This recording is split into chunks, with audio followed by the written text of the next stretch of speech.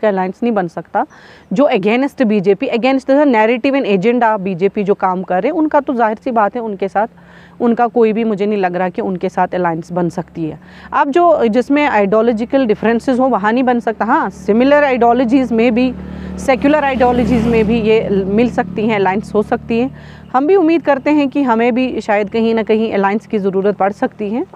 एक इंडिपेंडेंट जिसको बोलते हैं, हमें बीजेपी से जो बाहर सरकार, बीजेपी को अगर हमने इधर रियासत से भगाना है तो हमारी सरकार की अलायंस ज़रूरी है, बनाने के लिए ज़रूरी है।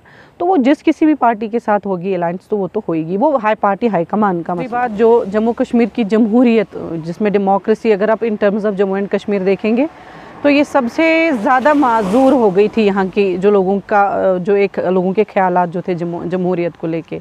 तो उस माजूर डेमोक्रेसी में जान आ गई कल आफ्टर लॉन्ग 10 ईयर्स।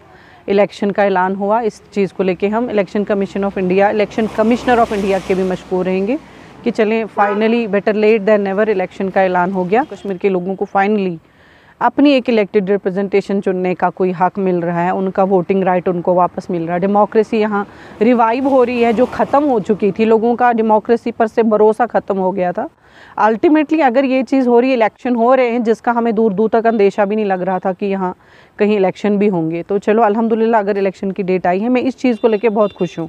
और सबसे इम्पॉर्टेंट चीज़ इसमें पार्टीज़ को छोड़िए, हमारा स्टेटहुड का मसला है, स्टेट हमें वापस मिलनी चाहिए।